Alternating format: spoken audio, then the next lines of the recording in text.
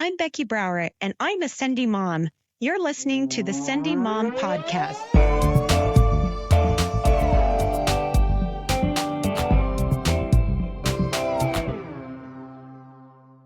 Welcome to the Sendy Mom podcast. I am super excited to be here today with my very good friend, Rikki Riggs. Yes. So we've been friends for a long time, but I feel like we did Odyssey. That's when I kind of got to know you. That's right. Even more. You invited me to participate in Odyssey of the Mind, which was a privilege, and I loved it. That was a great experience. So I did one group with Leslie. They were in junior high. Junior high, okay. And they created a play. I think we did it. But they won. They won like their little area. And then we were like, oh, can we go to state? We had to raise this money. But anyway, they were fantastic. Yeah. It's a great program to be involved with, and a great program to teach your children to think critically and to adult, like to really learn how to. You're responsible for figuring out how to make that car roll. Exactly. You know, you're figuring out how to make that prop stand up. And yeah, that was a great time to do that. So I'm actually wondering about your growing up, your things that your parents did to help raise you to be as independent as you always seem to have been. Well, actually, that was fought for. So I grew up in Bountiful, Utah. I was the second child, and I had 4 brothers, a big brother, then me, then 3 brothers in a row. They're just like this little triplet pair of wrestling puppies. And then a baby sister 10 years later. And we had a lot of fun. Lived in Bountiful in the foothills, right up against a mountain, like the Bountiful Mountain Range. And there's no one behind us, even now. I think that was kind of probably something that influenced me more than anything growing up, was my time spent roaming in those hills with a friend. And I loved that. So we did, that was really fun. So adventures. Mm-hmm. So that was probably the most adventuresome thing that I did as a child. Uh-huh. We would go up. We wouldn't come back till it was dark. That was our rule. We had to come back at dark, because when it was dark. Yeah. And then that's kind of how I grew up too. Did you? Yeah. Just being able to roam. And we had fields. We were in a lot of farm places. We were in Idaho. So Twin Falls. That's right. And so there were lots of fields around. And so I, like, to this day, I love the mountains, but I kind of miss the sunsets in Twin Falls, where you could actually see the horizon and see the sun all the way down, right? Because there were so many farm fields and there weren't, houses or whatever in the way. And so that was beautiful. But we would like walk through these irrigation ditches. And my sister and I, she's just 1 year older than I am. And we would play Boxcar Children. I wish I could have played that game with you. I know. Because my friend and I, too, it was all about imagination. Yeah. We played Emergency 911 or something. We would rescue people. Love that. I had another friend that we would play Nancy Drew. She was way into Nancy Drew. And so I always got to play George. She was always Nancy. But yeah, I got to play George. So that was good memories. And that highlights the idea of having your children do imaginative play is so important. It is. And I think, with me and my growing up, it was just kind of a necessary thing for my mom. It was sort of natural in the way that there wasn't as many things for kids. I mean, I don't want to say like computer games and all that, because I just think all of technology, I just think it's all a blessing, even though there are pitfalls. But, she was busy. She was baking, cleaning. She was really busy, and we would just run and do our thing. So I think I think it just kind of was maybe a blessing of the time, kind of a simpler time. And now I think you really do have to be more aware of playing make-believe with them. I bet you're really good at that. We have some fun. Yeah. Do you make up stories for them? Make up stories for them, get little creatures. We played Bluey last night. She just looks at me because I'll come off with some off-the-wall things, like playing with the little figures and asking her questions. Like, she'll say, come in. I'm like, oh, is it okay if I come in? I'm a dog. And she'll be like, yeah. And I don't know how to explain it, but I can see her mind kind of entertaining things as I make up little funny situations with the little characters. Yeah. What a great giggle. Yeah. What a great way to teach interpersonal relationships, through that kind of play. And as a parent or as a grandparent, you can really do it purposefully to help your children or grandchildren understand. Socialize, trying to delay putting the TV on. I'm just like, hey, let's try this. It's cold outside. I love how you enjoy your grandchildren. Oh. Are they over a lot? Yes, they are. Yeah. They are. You're a very hands-on grandma. Oh, I'm just so lucky. It's magic being able to have that little sleepy face, morning hair, blonde angels walk up in the morning and just, I just snuggle. I don't think, okay, should I do oatmeal?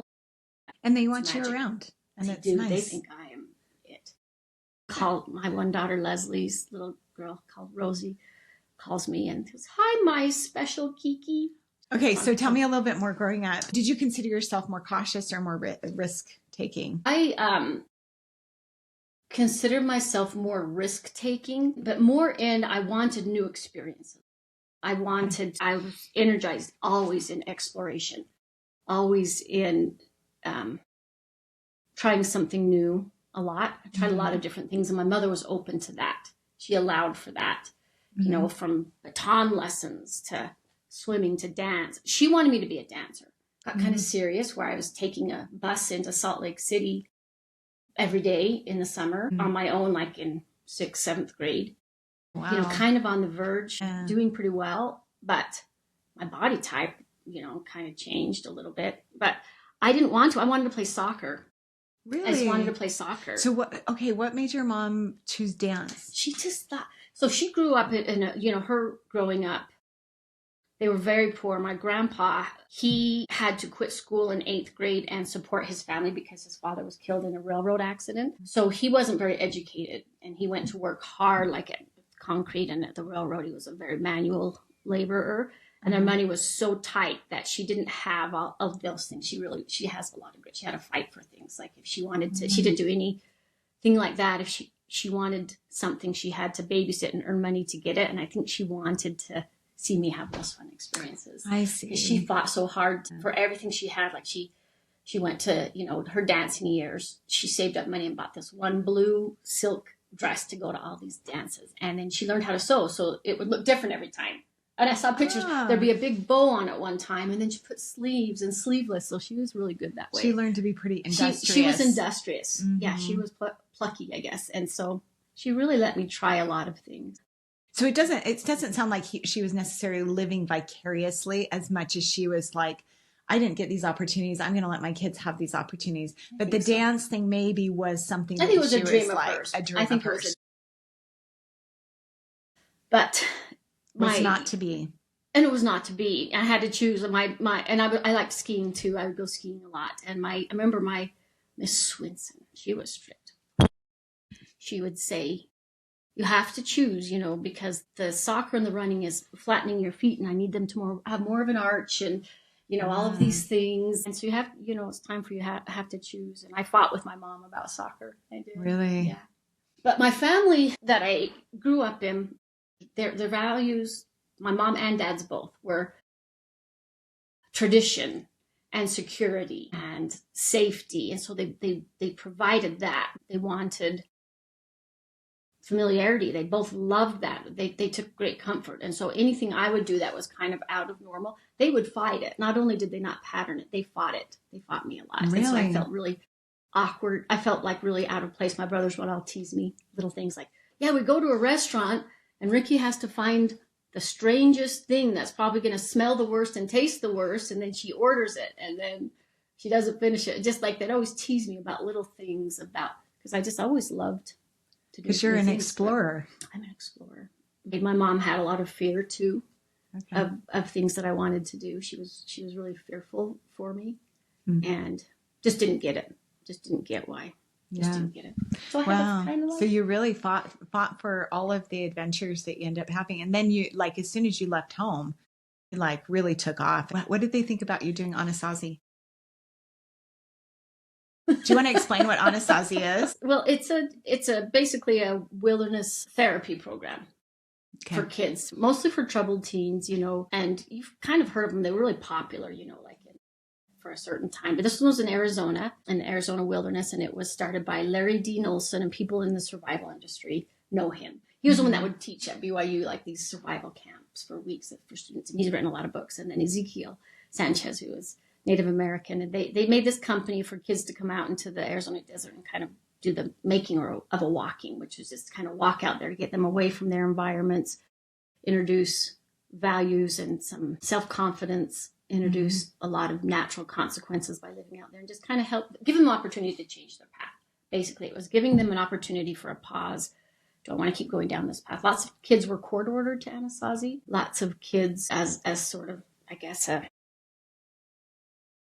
drug rehabilitation kind of a kind thing. of like, or violence, Or you know, violence, okay. some, because they were younger kids, so it was an avenue. Sometimes the courts would send them out there. And so I worked as what was called a trail walker at Anasazi. So there were these people called shadows that were, you know, therapists that were certified and everything, that would come out once a week and visit with these kids about what they've learned. And I was the one that was out there walking out there in the wilderness with them with our little, you know, packs. We had very limited gear. Yeah. And we, you know, we built traps and made fishing line. And how did you just learn all walked that? out there. Did you do some training or something? We would do training. Yeah, but you Probably not survived it, enough. I They guess. give us topographical maps Uh-huh. out there to get us from point B to point C, because we'd walk every day. We'd walk and then we'd find a place. We'd make fires. You know, we had learned how to do bow drill fires and hand drill fires, and we'd make a fire and put up our little. We had like a wool blanket and an army ordered issued tarp, and they would earn things. They would earn a knife. They would earn different things, and we would walk and then make up camp. And like by they being would walk. helpful or something, or they would earn things by the amount of time that they spent there. These two men were both really Christian men, and what they were their goal was to promote what they called a change of heart. That was the goal, and it was beautifully woven in with poetry, Native American kind of like blanket steppings, like advancement. And I would observe the kids. They would come in first very boastful about things they've tried and what they've done. Then they would start feeling, you would see them as they walk, and God's just everywhere in the wilderness, and they would just have these influences, and they would just think, and their hearts would start to change. And I saw, you know, I'd watch them in the mornings. I'd just silently watch someone go help roll up another person's backpack, and I would invite them to a ceremonial blanket sitting where I would give them a poem and award them with something. One of the poems I remember was like, "The earth is here and I am here. My thoughts and heart sink deep within the earth." It's about a change. That we, you know, like we humans, we need change. And sometimes, because otherwise we get stuck and we can't move forward. So we need to have some sort of an impetus to change. And so I love the idea of Anasazi that provided like a completely different environment. Of course, they're going to go back into their environment, and then things might, you know, they might just fall back in their ways, but hopefully it's been enough of a change so that they will, and that they recognize and they want to be a different person, right? I love that. It's true. They very well might, and some did and some didn't, but it gives an opportunity. And I think, you know, I just saw tons of self-confidence being built. I mean, these little girls that would get their fire.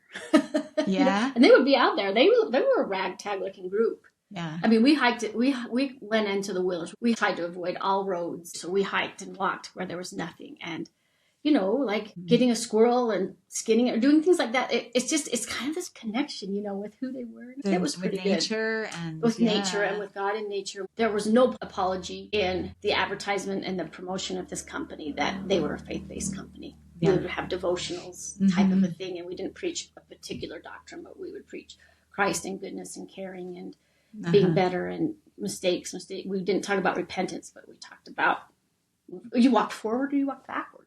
It was as simple as that. And at times there were these things that happened to you, whether a choice, and they just call them a green dot. What are you going to do with that? Are you going to, you know, so it was just really good language, a whole philosophy. I love that. Really was. Have you ever read The Anatomy of Peace? It's basically the same kind of idea. These Muslim and a Jew. And, you know, they had both lived in Israel. It's not a true story. It's fictional. But they both had their fathers have been killed by, you know, the other party, basically. And so they have a lot of feelings about that and kind of the way that they took those feelings. And they ended up together in Arizona. It might be based on Anasazi, honestly, but how they come together and they form this program for wayward teenagers and take them out into the wilderness. But the whole book is actually talking to the parents, because they have this meeting with the parents because they're like, they're going to come home and you need to change who you are so that they can be a better person when they come home. And so, so it wasn't as much about helping the teenagers as it was about helping the parents. Family. Yeah. To know how to treat their teenagers so that they can have this huge change continue in their lives as they go forward. So it's a really beautiful book. I think I would love to read that. And I think Mm-hmm. I think it might be a little bit in harmony or correspond with this Anasazi, because we had that. They had, the parents had to come and participate in a face-to-face conference day where they were trained by, he's Terry Warner. Do you know the Arbinger seminary? Yeah. He wrote Yeah, Bonds yeah. of Free. Oh, I think this is Arbinger. It is. Yeah. Okay. So the founder of that is Terry Warner, and I would walk on the trail with him. He was writing it changed because I think it was Bonds of Anger, Bonds of Peace, or the bonds that set you free. And some of the phrases there are self-betrayal. He coined the phrase self-betrayal and things like that. And so he was kind of creating his curriculum at that time. It was he wasn't he wasn't well known yet. Right. And I remember he'd be out there, and he would be like writing at night, this manuscript, and then I would get to read it. That was just kind of appear. And I would say, oh, I like this and that about it. But all of those principles they were incorporating with teaching the kids. They would pull me out of the field sometimes, and I'd go talk at the seminars and kind of like, this is how your kids are feeling. Because I would hear the stories from the parents about the parents. It was about that communication and changing. And I read that book probably 15 years ago. It's seriously life-changing. Really, it's a beautiful, a good way to look at it. Yeah, understanding. Well, and it's about relationships, and and understanding those relationships, even people that hurt you. You can recover from that. And his son worked out there with me too. He was a good kid, so that was great. But I have to tell you that I think that me working at Anasazi was probably the biggest act of rebellion that I've ever done. And probably the biggest step into my independence and adulthood, because my parents really, Sendy, I heard about it post-mission. I loved what Marty was saying on this about usually things don't occur to you unless someone introduces them. And I just think that's what's so beautiful about this community. Because now I want to go with you and get certified. I want to go do scuba diving. That's always been a goal of mine. But so you have to find friends sometimes to do things. Because we can be courageous and we can be brave to do things on our own, but it's a lot more fun if you do it with somebody else, and it helps somebody else to feel more courageous too. So love that. I love it. Let's do it. But I had come home from a mission, and I had enrolled at BYU. It was 2 weeks in. I sat down with a friend of mine, and I was really feeling so self-centered at BYU. And all I am focused on is me, and I wasn't used to that. We went and had some frozen yogurt. She goes, you know what? I just went on this weird experience last week. I went on a job interview for a week out in the Arizona desert. It was the worst thing I've ever done in my life, and I thought I was going to die, and I couldn't get out of there fast enough. But I think you'd like it. What a way to sell it. I'm like, what? So you should go. It was just hot, and the kids were brats and and you should just go try it. Called them, found out, you come down to Arizona, you go on the trail for a week. Afterwards, they ask the kids, did you like her? And they ask you, did you like it? And then you have this interview with this man, Ezekiel Sanchez, and he sees through you and decides if your heart is right. Anyway, I decided I wanted to do it. I tell my parents, they said, no way. They said, no, you're not doing that. You're not doing that. You're finished. Settle. You're home. You went on a mission. You had your adventure. Yeah, that was a great adventure. Things. You went on your... Now it's go to school and get your degree and go find a husband. That's crazy. That's so crazy, and it's safe. What do you do? And I was fighting hard for it, and I knew I had to do it. Yeah. I knew 100% that God wanted me to do this. They had these things against me, I guess, that had really been bothering them, because I guess they saw me as a wanderer. I thought they thought a little more highly of me. Oh, I'm sure they did. I mean, they liked me. But trust. They didn't trust you. When I was doing what I did. Because you weren't following the pattern. Something that's comfortable for them. Did all your brothers, did they follow kind of the pattern? Yeah, they did. Okay. They're really, they were good. But it wasn't like you were doing bad things and you had just gone on a mission too. I wasn't. I just was thinking out of the box. I like to go new places. And was their oldest? It was your brother, right? Uh-huh. Yeah. So was he pretty straight, follow the line, do what dad does? And yeah, he tried. My dad was an accountant for his profession for a while. That's how he's trained. And my brother kind of did that too. There is some pressure, right? Pressure. That generation really did. They're like, this is the way. This is how we are successful in life. And this is how we are going to be happy if you do this and this and this and this. And so, and the way that they enforced that was through force, right? Like telling your children, like, no, you do this and you do this and this, because that's what we do to, this is how we do be successful. Yeah. Right. And so there's this pattern that's already set forth for your kids. And I think we've come away from that quite a bit because we've realized that doesn't always make for happy children. When we force them to do things, we need to trust them a little bit more and let them wander a little bit more to find their own path. But at that time, that really wasn't what was taught. Yeah, they were so conscientious and so, my mom was just the biggest supporter, cheerleader in some ways, Yeah, because I don't want to sound at all negative. No. Other than they did not value, deep in their core, they didn't value the things that were just so essential for me. For you. Yeah. But I had done the mission that I was at BYU, and I think they were just like, oh, good, now she can be happy. She's done now. She sowed her wild oats, whatever. Yeah, wild oats. And they were just such fun adventures, like camping up there. I met the most amazing people that summer that I spent backpacking in Wyoming. I met the most amazing people that I should write a book about life lessons from those people that I just happened to camp near or hike with. You should write a book about it. That would be a good book. I called and said, I'm thinking about doing this. And they just said, no, we won't support you. And I thought, I kind of don't.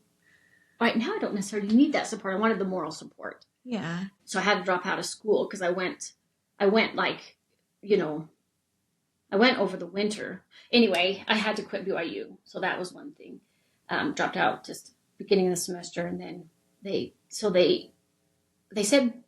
no. And I sat there overnight going, because they had said some hurtful things that didn't seem too hurtful. It wasn't like parents who are mean and everything, but they had just been like, oh, Rick, just the disappointment in their voice. Like, no. Not again. Just so the next, I couldn't sleep that night.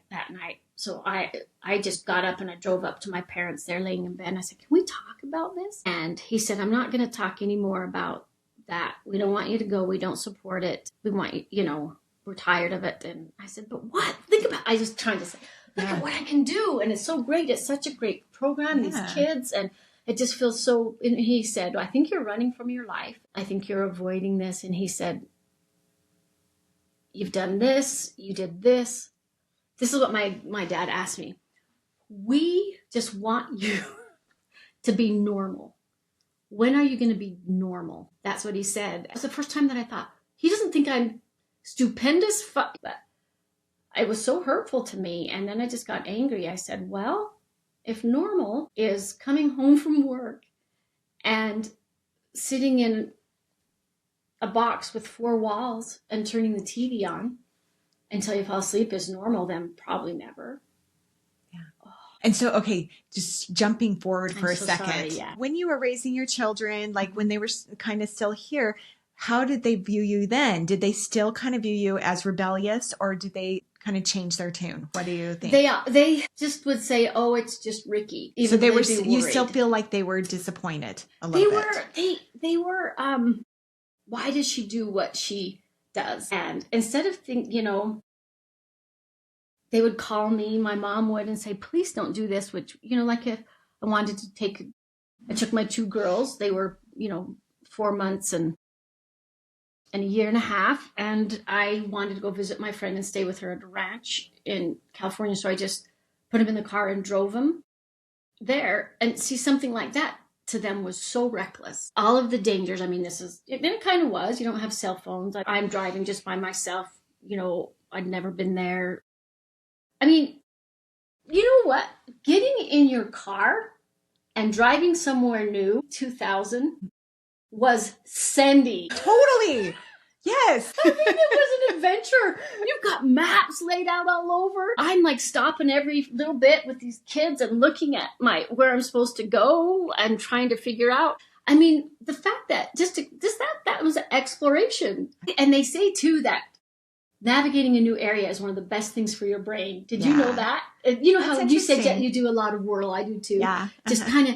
But that going to a new area and navigating it on your own just creates those new. It's so fun. And it's so fun. So that's something like that. Like Lanny talked about. So good when we're just going to go to this stoplight and we'll say left or right, and we just go. And you just and that's so fun. That's what makes life gives you the novelty, because we need to have novelty in life to be happy, to feel like we're free. That's one of the characteristics of freedom is novelty and doing something different. I love that so much. Yeah. I want to feel free. Yeah. I can't be bound. I can't feel fenced in. I can't. Yeah. I just wither up. I wither up and I get depressed. My baby sister, she has such a beautiful family.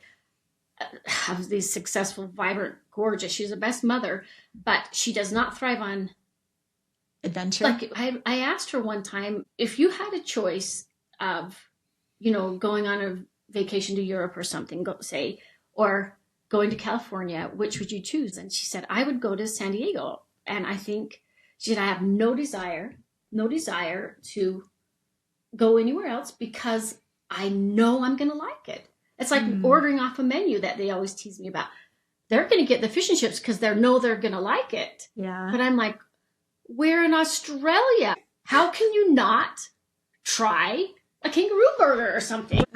And she said, because I know the beach is going to be beautiful. My kids are going to like it. If I go somewhere else, they might hate it. And she goes, why would you want to go somewhere where you just get lost all the time and you've never seen it? And I'm like, because I'll get beautifully lost and I've never seen it. I have totally enjoyed my conversation with Rikki Riggs today. We're about halfway through the podcast, and I want to remind you that this podcast is also on our YouTube channel at Sendy Mom. You can find our website at sendymom.com and on Instagram at sendy.mom. Please subscribe, review, and share this episode with people you think might need this message. It really does help me a lot. Rikki asked me to research Elizabeth Cady Stanton for the next Sendy Spotlight. She was one of the chief philosophers of the women's rights and suffrage movements. She married a lead abolitionist lecturer, Henry Stanton, and was instrumental in bringing women's rights to the attention of the American public. My next full episode will air on March 17th with my sister, Carrie Sabrowski. It will be a fantastic opportunity for you to get to know this incredible woman. Carrie started her own educational movement, homeschooled 5 children, and found out that she had breast cancer all during COVID. She is amazing, and you're going to have to listen to her story about overcoming these trials and some of the things that she is looking forward to doing in the future and the things that make her passionate. So be sure to tune into that. If you want to scuba dive with me, be sure to sign up at sendymom.com today for more information. Today is the deadline to get your registration in. Once I have everyone who's interested, we're going to work out a time that works for all the participants. I am super excited to conquer this fear with some other Sendy moms.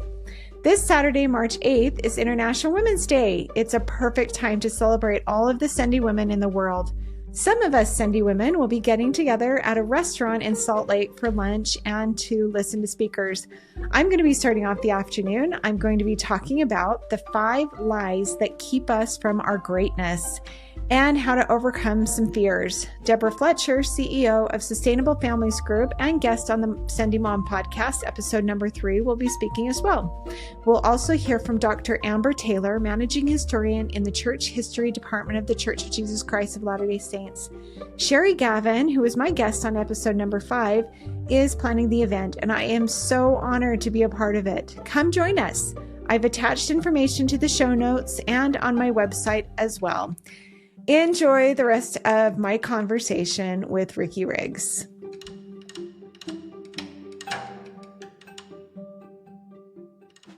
heard the poem, If I Had My Life to Live Over, I Would Pick More Daisies? Nadine Starr. Yeah, please read it. She read it. She wrote it when she was 86. I read it in 5th grade, and I took it to my church, and I had it Xeroxed, and I taped it up with Scotch tape. Oh, look how onto cute. Yeah, will you send that onto to my me? wall when I was in 5th grade, and I read it and again because I already had felt what I needed. I already was trying to do it. It said, if I had my life to live over, I'd dare to make more mistakes next time. I'd relax, I'd limber up, I'd be sillier than I have been this time around. I'd take fewer things seriously. I would take more chances, and I would climb more mountains, swim more rivers, eat more ice cream. If I had to do it again, I would travel lighter than I have. I've been one that doesn't leave the house without a water bottle. So they've cut some out, a parachute, and this. But I would start barefoot earlier in the spring and stay that way later in the fall. Oh, I've had my moments, but if I could do it again, I'd try to have more of them. I'd go to more dances. I would ride more merry-go-rounds. I'd pick more daisies. And I just like the thought of, for a little 5th grade mind, I think the philosophy I have had with raising kids is they're just these beautiful beings that come, like Woodrow says, trailing glory from their feet as they come, as they're born. And I didn't want any of my limitations. There's so many I have to ever squelch or squish or, put down who they are. I just tried to feel who they are and observe them, because they're so little sometimes, and just try to see the gifts that they have and see the talents that they have and figure out how can I help enable them to grow those talents, and how can I help them become who they are and just not stand in the way of any of that. But yet you still have to provide guidelines. But I just wanted to give them the confidence to go out there and connect those dots and find out who they are. But you have to just let them discover and just observe and say, you buy them an art kit, or, we were born as a mother-child, and that's a sacred relationship, father, mother, child. And there's a reason. I think, we're supposed to be the one that kind of is in front of the trail looking behind you and saying, okay, there's a mud up here or something like that. And so we need to do it. Yeah. You're right. That curiosity about the child, wonder, wisdom begins in wonder. You've got to be curious about something and wonder about it and be in awe of it. And if you don't share your opinion, then you're just not taking advantage of that role that you have as a parent. If we could just look at it, like you say, with curiosity and with this sense of wonder and excitement. So I just try always to get out in nature as much as I can, sometimes immersive for months on end, or sometimes as a place where I feel connected to God, to Heavenly Mother, to myself, to my inner sense. Sometimes you can feel your inner sense. Yeah. When I was younger, I could see her a lot more. I could almost see the expression in her eyes. I could feel that person, and that person was strong, and that person was creative, and it wasn't the person filled with doubts. I almost would have out-of-body experiences in nature, because I felt like existential. I just felt like at one with the water that I was laying in, with the sand, and I just felt like my core, my spirit came out and kind of floated around in my body, and all those insecurities and limitations were gone. Because that's where you feel yourself. I feel myself. Yeah. You know who you are. Yeah. And I can totally relate with that. And that's why I love being in nature too. Go ahead. I want to talk about how hard it was to work against the system of education. It was pre-online stuff when I needed to get my kids into nature. They were in high school. So I took them out of school and we went in the tent. Laura was a senior. Leslie was I took a tent out and started up in those islands off Seattle. Yeah. Like Anacortes, San Juan's. Yeah, I've never been there. And then we just camped. We just had our tent, and we just car camped down the coast of Seattle and down the coast of Oregon. I took them out of school for a semester. And it was so much red tape to do that and take those kids out of the high school, because I didn't have any homeschooling. Laura was a senior? She was a senior. Wow. So it was kind of your last, you kind of wanted I don't know. I needed to get him out of the school. And it was, I don't know. I just wanted to take him out with me. Bryn was in 3rd or 4th grade. some of the simple things you do can be a real turning point for kids. Mm-hmm. Like for Leslie, that was something that was so out of the ordinary. I just never felt. No, this is a perfect kind of a Sendy sort of a thing to do. So what was the impetus to taking your kids? I just wanted to. I'm like, we should just live out there in the wild. Did Ryan come with you? No. It was just me and the girls, and a whole semester. Yeah, it was. It was like a little longer for that. For Leslie, she was out the whole year. Laurel went back. You know, she's like, I want to go to senior prom. And I'm like, of course you do. And Bailey actually never came with us.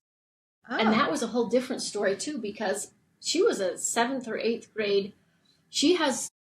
Bailey is amazing because her views and desires and values don't fall as closely in line as easily as some of us, like me and Leslie or something. Some kids, you just have some things in common, but doesn't mean that you're better or worse. She has like a lot more independent thought. And so in some ways it's hard for her because she doesn't really relate, or she's felt like she's not the same, but she has been courageous in following that. She said, I don't want to, because if I leave school for a semester, I can't stay at American Fort Junior High, because at that point, you know, because we switched out of the boundaries, and she goes, I won't be able to stay here, and I want to do the drama program. She knew it. And if I leave now, I'll lose my spot. How did she even find this information out? I know, at she's that like age? She went and talked to the principal, and she said, so I can't. I have to stay here. If I miss that whole semester, she had somehow asked, and she said, I'm gonna do their musical theater because I want to. And I'm like, okay. Leslie and I and Bryn, we prolonged it a little bit because of what we were learning.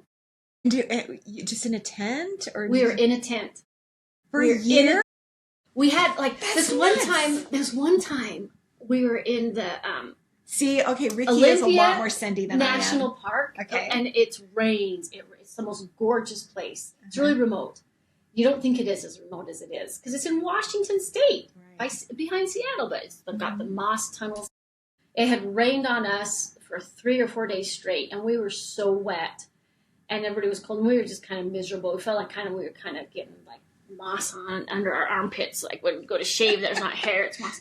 And so then I'm like, we got to get out of this. So I was trying to find a hotel, and so we stayed and we showered, and so we sometimes would come into a hotel, but usually we just had our little tent. Had your little tent. And what would you do all day? Did you go hiking all day? Or? Yeah, I just love the simplicity of making food, over a fire, just the getting back, just the kids. I would take the 2 older kids because I didn't have Leslie did calculus online.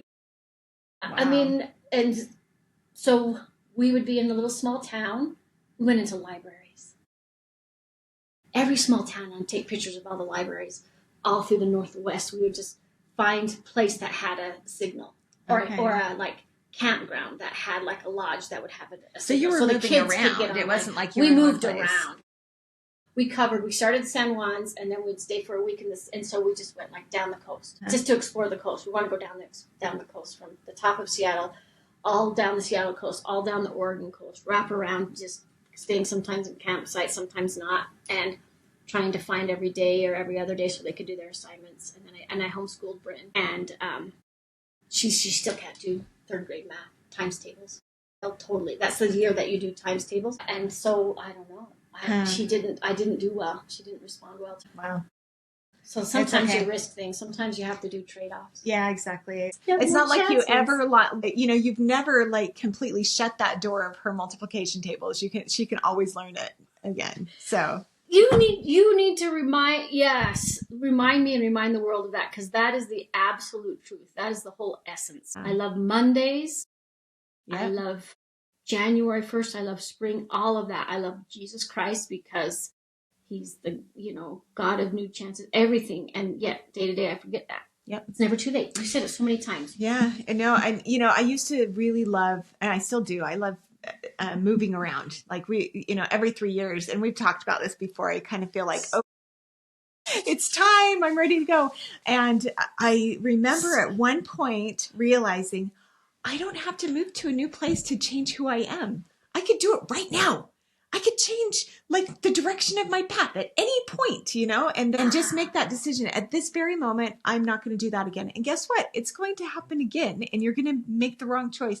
and then I'm going to decide not to do it again. And I'm going to recommit, and you can continue to do that. And hopefully as you continue to recommit to the type of person that you wanted to be, you become closer and closer to that type of person, even though you make mistakes, but so you don't hold on to those. And that's where, it does no good. It doesn't. That's where depression lies, is in that regret and always thinking back. And then the anxiety lies in the future and worrying about what's going to happen in the future. So if you can, what you've done, The Power is beautiful. of Now. The Power of Now. I just read that book again. Power of Now. I haven't read that It's one. really good. He teaches me, but in a way that resonates with me that never has. You only have this moment. Really, it's the only thing that's real. And Well, we do. So many of us spend the regretting or the anticipating. And really, you can have a terminal illness and you can still have a beautiful moment because it's really right now. If you're sitting there worrying what's going to happen, then you've missed it. It's just the series of now is really the only tangible thing in life, and everything else you're living in your head or something, and then there's no joy in that. Or Right. It's like what Miriam talked about, radical acceptance, like learning to just accept what is now and living right where you are. And so hard to do. It kind of is. I kind of feel like I have a weakness in that I do that a little too much, and I neglect other things. I mean, I'm notorious for not returning calls or texts or something because I just don't. And I need to incorporate. But I don't know. Oh, I was just going to go back really quick to your year off in educating. What were your goals with that? And did you feel like you accomplished those goals? Yeah, it was another thing where I had to. It's kind of the same thing when I sent Leslie to Nepal, like when she was a sophomore. I didn't even know about that. Oh, she was on her own, and there wasn't those especially for youth program or anything. I found like one Christian company, and I sent her to work in an orphanage, and she was a sophomore because she's just this creative. I mean, frankly, this school was just kind of like squelching her, like putting out her fire. It's just kind of like beating her down socially and everything. And I just she has to go. I knew she had to go do something like that, and so like with that time out in nature, I just couldn't get it out of my mind, and that I needed to do something like that. And I think when I look back on it, because their education may have suffered some. I mean, they still did okay, got passed, and they've all graduated they all got from high school scholarships. now. Actually, somehow. Well, not somehow. They work hard, but I guess when I raised them in Oregon, we are away from so many social pressures of, popularity. Are you, what are you going to do? Are you a great dancer? It was just more of a climate of you just be. Mm-hmm. Like when I moved here, they're like, so what does your kid do? My kids were 8th grade, 7th grade or whatever. And I'm like, she's like, well, I have a gymnast and I have this, what does your kid do? And I'm like, we go tide pulling and find starfish, or because we go to the beach all the time, or we go hike. And anyway, but there was something that they didn't respond well to, or that I felt uncomfortable with being in such a talented, wonderful community. Mm-hmm. I just needed to get them somewhere else, and I needed to commune. I needed us all to commune together. We'd lost this as a family. We communed all the time with nature and with each other and with God in a way. Simplify. I needed to simplify. I just needed to simplify and commune. Commune with heavens, commune with their inner selves. I needed them to have a chance to stop and commune with amazing people that they were, and with me, and with each other, their surroundings, and with each other. And I never actually put words to that, but that was kind of the goal. Going out for a walk, the magic of, we would go, took our kayaks and we were kayaking, in the San Juans for quite a while. We were walking back to our tent and the lantern was in there. And it was like this, walking back together to this cute little tent that's all lit up, from how inviting it was and how simple it is. And just, that's all we needed, just the simple joys. Mm-hmm. I don't know. It was simplify. And you felt simplify and commune. And you felt like they did really, you were able to bond with them more, yes. And they were able to feel like they knew. It was a reset. It was a reset for all of them. I love that. That's and an independence for Bailey. She's got gumption. So I've got some rapid fire questions for you. So first of all, what has brought you joy in the last 24 hours? Taking Ember outside. My grandkids have been sick, like kind of lay on the floor sick, a little Ember. She just looked up at me yesterday morning with these eyes like, I'm so tired of this. And I'm like, let's go outside. So I got her, I put a blanket on her, got my slippers, and I took her out, and we were just looking at this tree covered in snow. And there was just this peace that came over her. Her eyes kind of changed to vibrant. We just stood there, and I got the snow, and I put it on her face and on her tongue. And we were at peace. We had this, I can say communion again, because I try to do that every day. Connect with Nature. divine and everything around me. And we did it together, and she had this precious. Her grandmother's granddaughter, for sure. Right. What was the last TV show or documentary that you watched that you liked? I watched a documentary last night about Eleanor Roosevelt.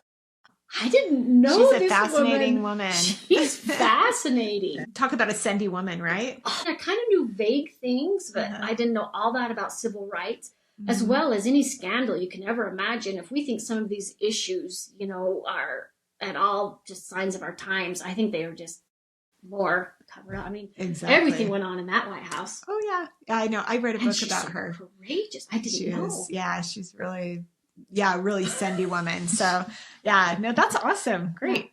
What's a charity or nonprofit that you support or that you think would be? I love that. Interesting.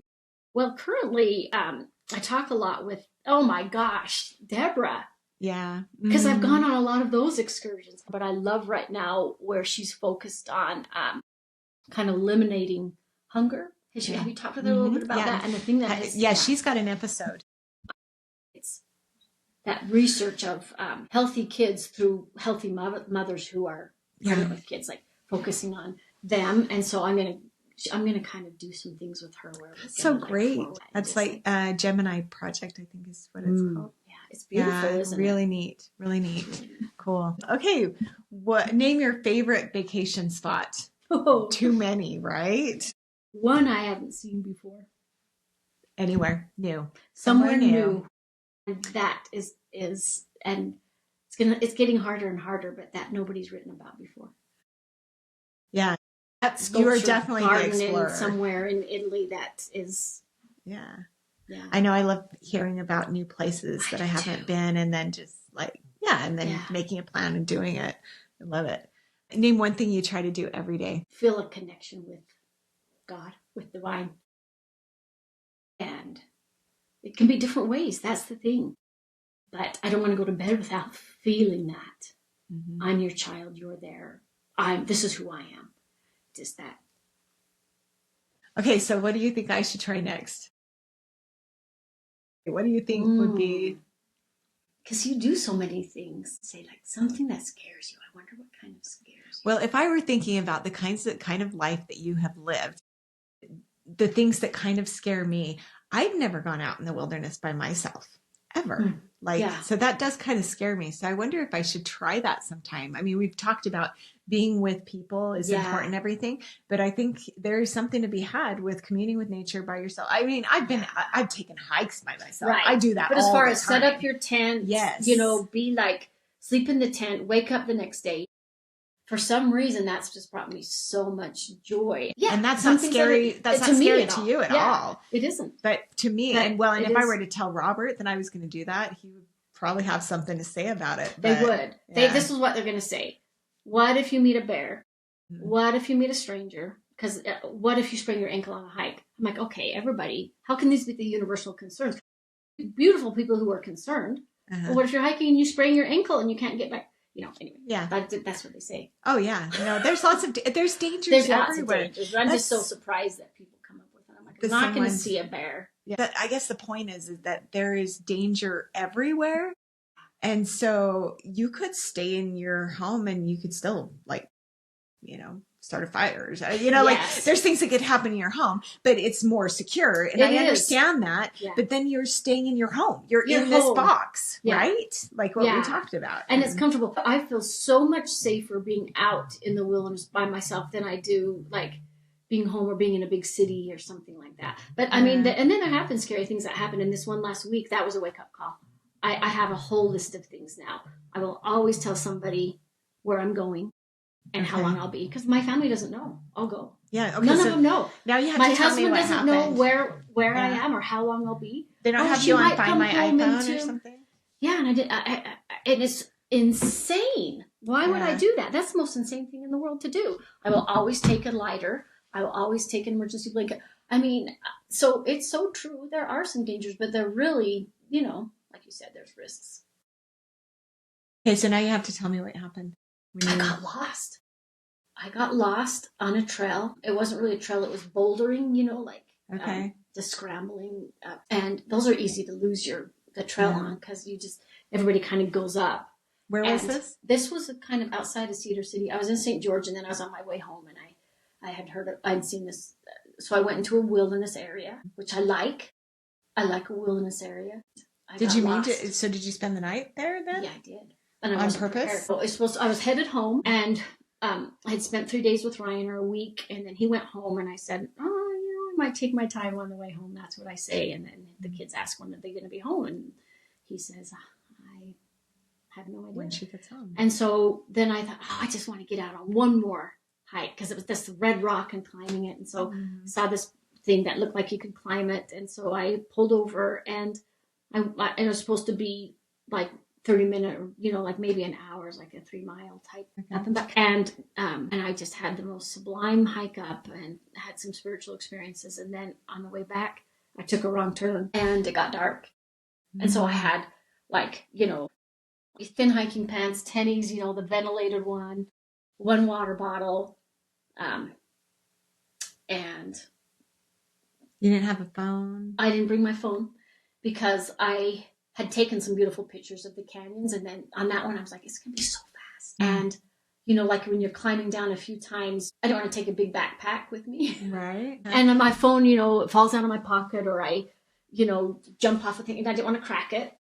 I didn't want to damage my phone on the rocks. Yeah. So you just... No food in my backpack. No food. Wow. And it got dark, and I was lost. I was so lost, because I had walked for like 2 hours trying to hook back up with. And I realized I was just walking further and further into the wilderness. And so what did you do? I slept there, and God was so good. I'm going to write, there were 5 direct telling me what to do. One of them was stop wandering.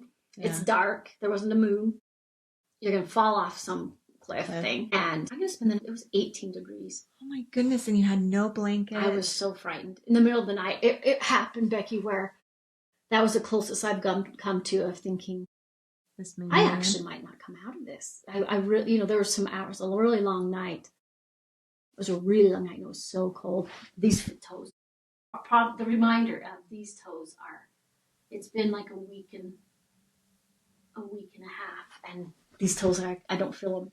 Really? And I'm worried about it, but... Have you been to a doctor? Could it be frostbite? Well, they weren't discolored or anything. Oh. So I keep thinking it's some sort of nerve thing. Might be. But they were really cold. Anyway, yeah, it was really sobering and humbling, and just a series of mistakes after another. And then I made so many resolutions, and I also just praised God, because his direction is just directly telling me. But it wasn't easy things to do. I was laying, it was okay, you're going to spend the night here. So and I was in a canyon. The first thing you have to do is get out of it, because the wind, in Cedar, it was just the wind was just whipping through there. Yeah. And it was so bitter cold. And I was got to get out of the canyon. Okay, where will you go? You got to find shelter. The first thing is you have to do shelter. And it was the desert, so there weren't trees a lot and stuff like that, I know. That's what I'm thinking. Did you find a cave or something? I didn't. I thought about finding a cave. And then I thought, I can't find one. It's dark. Mm-hmm. So I kind of went up on the hillside, and I'm where? What? And I found a place that the sand had kind of built up. There was a little bit of a bank, and so I kind of got some sticks, and I dug down. And then there were some sticker bushes on either side. So there was a little bit, and it was up high enough so that the wind wasn't channeling through there. And I'm okay, let's see if we can do this. And at the time you're not thinking anything until you do. But the night I got out, I started reading, is it possible to like die out in this degrees temperature or something after just one night? And that was sobering. I'm like, whoa. But it was kind of like I was laying and kind of just trying to, and then God would be like, you got to get up and you got to go find some sticks to like insulate. You've dug down, but the sand is cold. You got to go get some sticks to insulate where you're laying. So I'm like, okay. So I'm trying to, like, I was falling. I would like take a step and then trip over a rock, just bruised and everything. And my hands are recovered now. They were like mangled because there was only sticker bushes.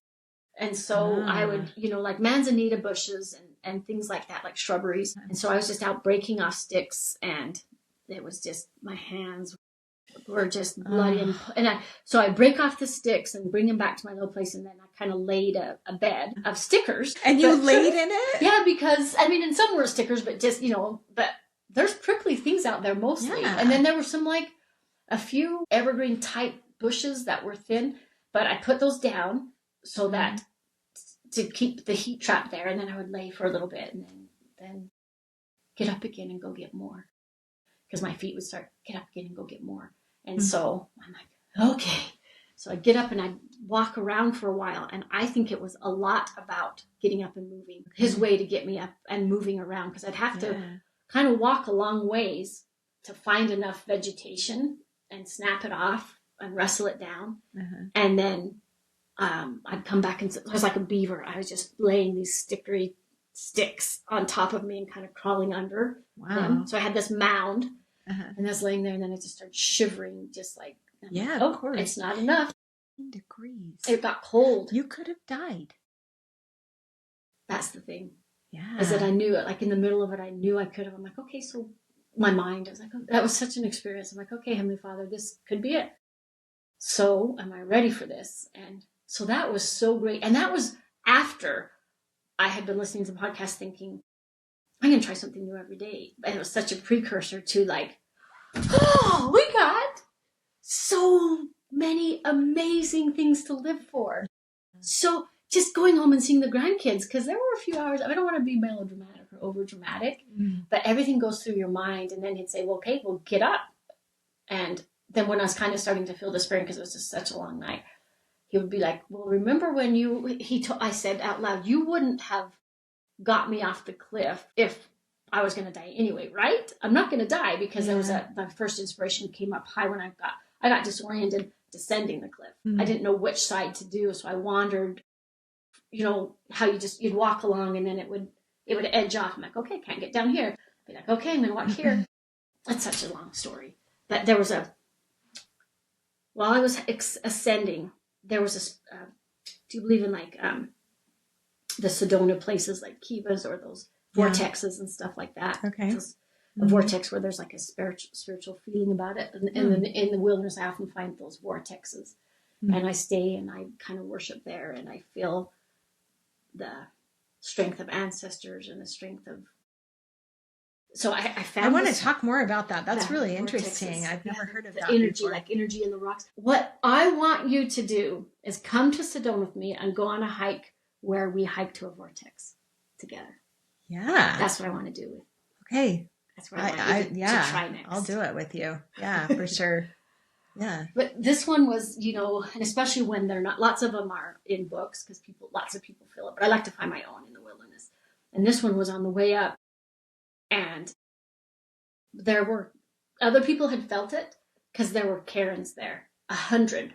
There were 100 Karens in this little place. And I'm like, okay, people have felt this, because I felt it too when I got there. I felt a lot of spiritual energy, and I'm like, this is really interesting. Why is this one? Then I realized there was a kiva, like there was a watering hole.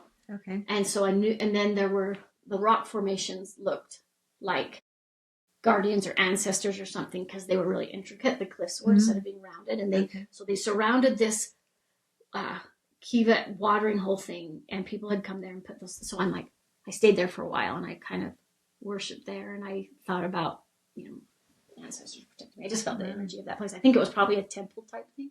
Pretty sure that through the ages, because there's water there, and I could kind of feel their energy of the people that So I stayed there and it was significant. Then I got lost and I couldn't find it again.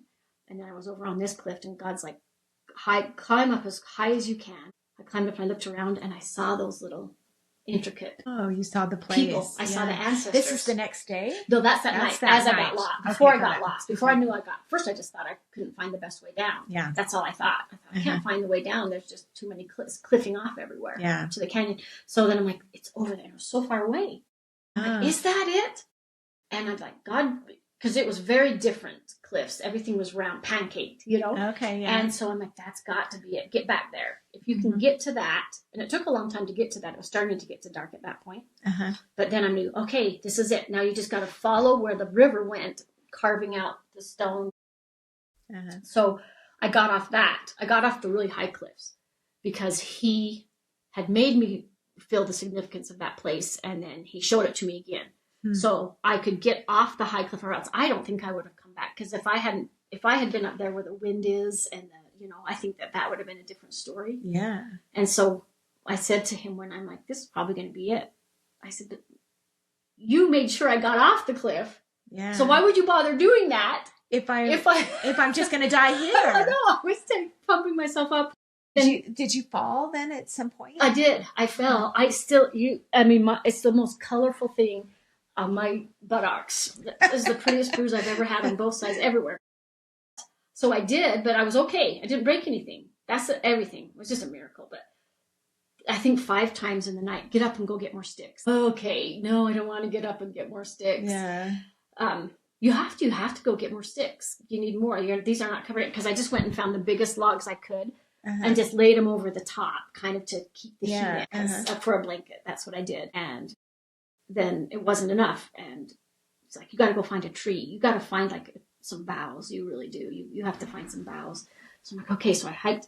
I saw this thing in the distance, hike up to it, and I kind of climbed up it. And I was breaking off one of it because it was green. I was breaking it off, and the limb snapped. And I didn't know. That didn't even get my eye. And it didn't. And so then I brought it back and put it over me. And then the next morning you found your way? Then the next morning, I woke up. I saw first light. I'm like, oh my gosh, it's first light. Get up, start walking. And then the spirit's like, no, stay in your little beaver dam, because it's still going to be 20, 22 degrees, because it didn't get to be like in the 30s until like 10. Gosh. So I'm like, okay, I'm just going to stay in my beaver dam. Then I did, and I came out, and the sun was just shining, the sun face. And it was wonderful. And I was so glad. What an adventure. It was. Talk about Sendy adventures. Yeah, it was really one of the more sobering, probably the most sobering. And probably time. Not cautious, like a cautious risk-taking. Like you just had not really thought it through. I didn't. I was just like, I'd been finding those little places a week and everything. But as I walked, I was just thinking, I cannot believe all the classic mistake, all the classic things. Like, who am I to think? Yeah, that I have it all under control. Yeah. Because I did one wrong turn. And it's funny, too, because sometimes, like, some people think, like, there's all this metaphysical, whatever, spiritualism going on in Sedona, which I love that town. But some people just think just debunk it. But I've hiked enough there that I'll start approaching a place, and I'll start feeling these feelings of connection to extra connection. And then I come around the corner, and somebody's tried to mark it with either a Karen, or this one person had gotten some white sand and made a circle, kind of a funky worship circle around it, and then put some flowers. And I'm like, yeah, I feel it. That one. So when I got up, I started, trying to, oh my gosh. Okay, now he's got to get out of here. What am I going to do? And I had lost my car keys. They'd fallen out of my pocket during the night. I'm like, because I was so unprepared. Just shoved car keys, and I'm like, where in the heck are they? Oh my gosh, I've got to go all the places that I hiked up to gather sticks. Oh my goodness. And then I've just never had such direct answers to, because I knelt down and I said, you have to show me where my keys are, because I don't want to be out here again. And now my water, it was frozen. I still had water because I tried to drink it, but it had frozen in the night, so I couldn't drink it. And I was like, you have to show me my car keys. And he just kind of like, all I could feel was like, well, just retrace all your steps. And I'm like, well, obviously, you know more than that. Yeah, I would do that. Obviously, that one's not great help. But, so I started with where I laid for the night. Then I went back to all the shrubs. And the next day they looked so different. Much easier. Yeah, I'm like, how did I trip over that log every time? But, and so I just went where I had broken all my sticks off, and there's these bushes in the willows that are just bare because so then I'm like, I can't find them. Well, what am I going to do? Because the car, there's nobody there. I know there's not. Right. And when is someone going to come by? And so it's still scary. And then I'm like, he's like, where you laid is kind of like how dumb went back there. Okay, here it is. Here, it's got to be here. So I just dug more and just spent a long time. And they were there. They were there. Just in the sand or something. In the sand. Wow. I kind of then sunk to the bottom of all my sticks, I guess. Found this keys, and then you just start on my way, and I'm like, wow. How did you find your way back then, finally? I started walking back up the canyon that I had been walking down, because it was obviously the wrong one. And then I said, okay, I got to find thank heavens it was sand. So I have to find my footsteps, and I'll just follow them right back up to that same place. Up at the top. Yeah, up to where I know that the Vortex, it's familiar. Yeah. Right? Okay. Same thing with all those cairns. I had been following with this other guy's footsteps. That's the thing, is that I wasn't on my own. I found someone's footsteps in the fading light, a big footstep, and I followed him. I wonder what happened to him, because it was the wrong way. And I saw this footstep, and it was so easy. And I'm like, really? I couldn't believe it. I had to actually put my foot in it. I'm like, oh, look at him. So I just followed him. I just followed that diligently. And when I lost it, I found it again. I'm like, I'm not going to guess this time. I'm so confused. I don't have my compass. No. I have, and everything looks the same. So if I lose it, then I found it again, and I found where I went off, and then I traced my path back because, and I got to my car. Oh, and I was so tired because I had slept not a wink. And I had this huge black eye. So I looked because that tree, I looked in the rear view, and I started laughing. I'm like, oh, that's gorgeous.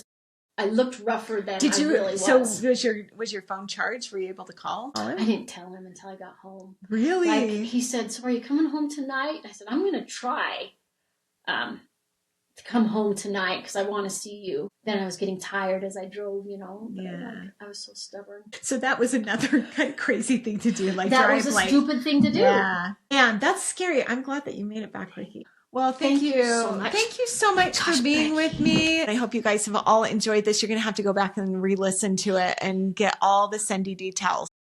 Yes, thank you. Be sure to go on to sendymom.com. Be sure to go on to Sendy Mom. Everything but this one. But if you listen to all the others, you'll get something from it. Yeah. And it's just these examples from these just normal people. And it will really be inspiring, and you'll incorporate that a little bit into my life, because that's what happened to me listening to it. So go on it and like it. Do it, and just join the community and go out and send it so that we can all just embrace you and build you up, because that's the point. That's what we're trying to do here. Because you're amazing. You are amazing. In the most simple and elaborate things. Don't think you don't do anything every time.